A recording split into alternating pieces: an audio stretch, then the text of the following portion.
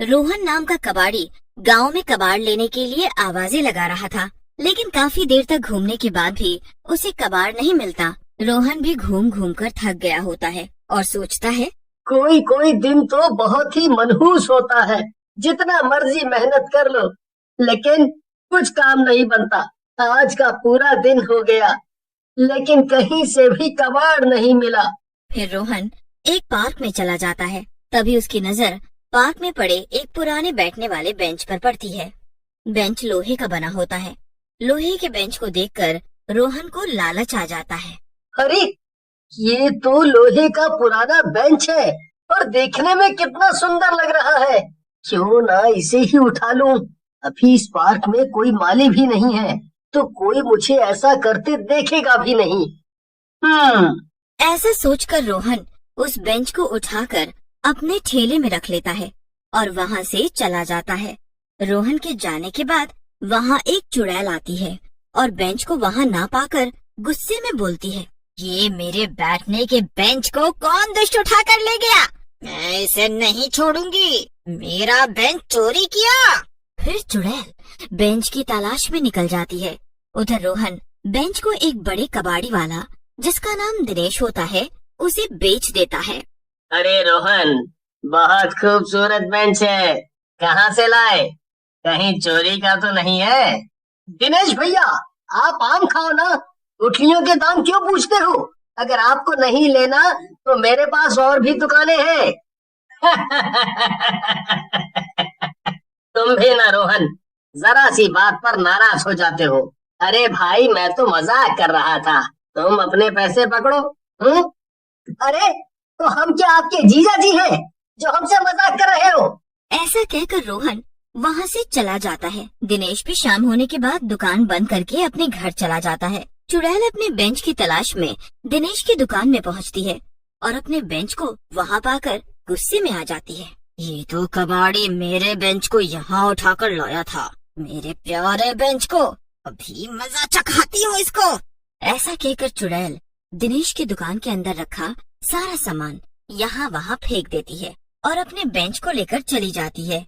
अगली सुबह जब दिनेश अपनी दुकान पर आता है और दुकान को अस्त व्यस्त देखता है, उसे बहुत गुस्सा आता है। ये सब किसका किया धरा है?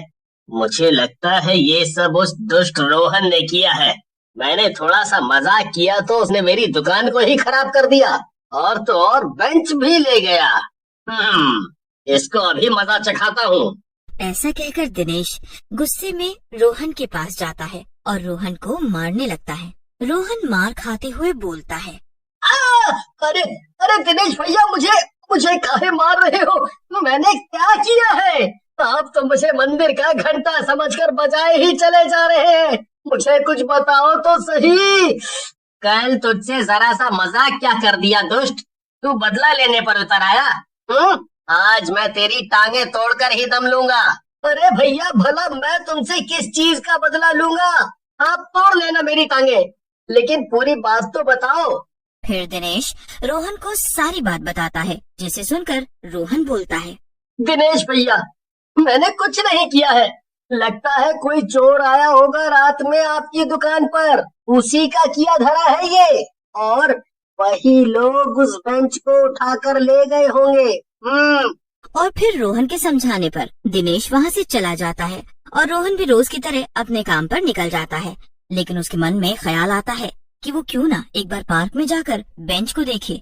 वो बेंच वहीं तो नहीं है। ऐसा सोचकर वहाँ रोहन पार्क के अंदर चला जाता है। अरे, ये बेंच तो पार्क के अंदर ही है।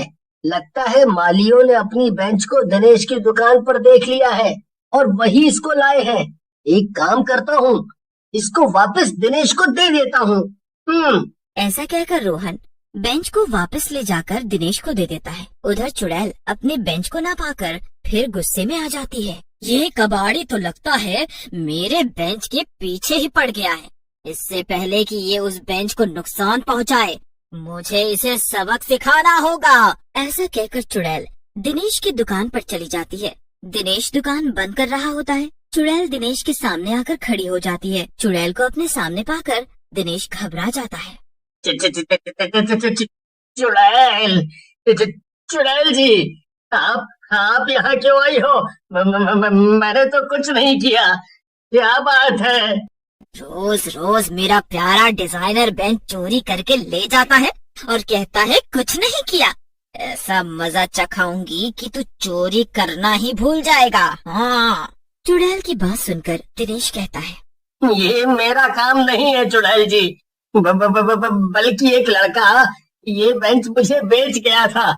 अगर ये आपका बेंच है तो ले जाओ। हाँ, ले जाओ इसको। लेकिन मुझे जाने दो, मुझे जाने दो। लेकिन चुड़ैल दिनेश की कोई बात नहीं सुनती और दिनेश को मार कर खा जाती है और अपने बेंच को अपने साथ ले जाती है। अगली सुबह रोहन को दिनेश की मौत की खबर मिलती है। रोहन दिनेश की दुकान पर जाता है। अरे, ये सब कैसे हो गया? कल तक तो सब ठीक था। एक रात में दिनेश को कौन मार गया? और वो पुराना बेंच भी गायब है। पता नहीं ये सब क्या हो रहा है। रोहन दुखी मन से अपने घर लौट आता है। तभी उसे अपने घर के बाहर वही बेंच पड़ा हुआ मिलता है। ये देखकर रोहन घबरा जाता है। फिर रोहन उस चुड़ैल की बेंच को घर के अंदर रख देता है और अपने कमरे में जाकर सो जाता है। रात में चुड़ैल उस बेंच में से बाहर निकलती है। तो ये उस असली चोर का घर है जो बार बार मेरे प्यारे बेंच को चुरा रहा था। आज इसको मजा चखाती हूँ। ऐसा कहकर चुड़ैल सोते हुए रोहन की छाती पर अपने नाखूनों से निशान बना देती है। अगली सुबह रोहन की पत्नी रेखा उसकी छाती देखती है और बोलती है, ये सब क्या है? तुम्हारी छाती पर ये निशान कैसे? क्या कर रहे हो? ये सब बताओ मुझे, नहीं तो तुम्हारा जीना मुश्किल कर दूंगी। रेखा की बात सुनकर रोहन अपनी छाती देखता है और बोलता है, मुझे नहीं पता रेखा, ये सब क्या है और ये निशान कहाँ से आए हैं? मैं तो कल रात अपने कमरे में तुम्हारे साथ ही तो था। देखो जी, ये सब मन बहलाने वाली बातें किसी और को बताना। कोई तुम्हारी छाती पर नाखून मार गया और तुम्हें पता ही नहीं चला। मैं बेवकूफ हूँ, ये तुम ज्यादा समझदार हो। रेखा और रोहन लड़ रहे होते हैं। तभी उनकी बेटी सपना आ जाती है और बेंच पर बैठते हुए बोलती है, अरे आप दोनों लड़ो मत, जब देखो लड़ते ही रहते हो। पिताजी, आप ये बेंच कहाँ से लाए हो? ये तो बहुत खूबसूरत है। सपना को बेंच पर बैठते देख रोहन घबरा जाता है और बोलता है, अरे सपना, सपना उस बेंच पर मत बैठो, उठ जाओ, मैं तुम्हें बताता हूँ। लेकिन इससे पहले सपना उठती, वो बेंच सपना को अपने अंदर खींच लेता है। ये सब देखकर रेखा और रोहन की आंखें फटी की फटी रह जाती हैं। रेखा और रोहन रोने लगते हैं। रोहन, ये सब क्या है? इस खूनी बेंच को तुम यहाँ क्यों लेकर आए हो? क्या है इस बेंच का राज? रेखा को यूं रोते देख रोहन कहता है, तुम रो मत रेखा, ये सब मेरी वजह से हो रहा है। मैंने ही पैसे के लालच में इस बेंच को पार्क से चुराया था। फिर रोहन रेखा को पूरी बात बताता है, जिसे सुनकर रेखा रोहन से कहती है, मुझे लगता है ये बेंच कोई भूतिया बेंच है। इससे पहले कुछ और गड़बड़ हो, इस बेंच को हमें वहीं रखकर आ जाना चाहिए। रेखा की बात सुनकर रोहन बेंच उठाने लगता है, लेकिन तभी वहाँ चुड़ैल आ जाती है। कहाँ ले जा रहे हो इस बेंच को? तुम ही तो इस बेंच को अपने पास रखना चाहते थे ना? मैं तो खुद ही ले आई तुम्हारे लिए अपने इस प्यारे प्यारे बेंच को। चुड़ैल को वहाँ देखकर रोहन और रेखा घबरा जाते हैं। रेखा डरते डरते बोलती है, चुड़ैल जी, हमसे गलती हो गई है, हमें माफ कर दो। मेरे पति पैसों के लालच में आ गए थे। हम आपके बेंच को वहीं वापस रख देंगे, हमें माफ कर दो। लेकिन चुड़ैल रेखा को जोर से धक्का देती है। रेखा दूर जाकर गिरती है। अब गलती की है तो इसका दंड भी भुगतना पड़ेगा। अब तुम सबको जान से मार कर ही मैं यहाँ से जाऊंगी। रेखा को चोट लगी देख रोहन गुस्से में आ जाता है और बेंच को तोड़ डालता है। बेंच के तोड़ते ही रोहन की बेटी सपना वहाँ वापस आ जाती है और चुड़ैल जलने लगती है। दुष्ट, तूने ये क्या किया?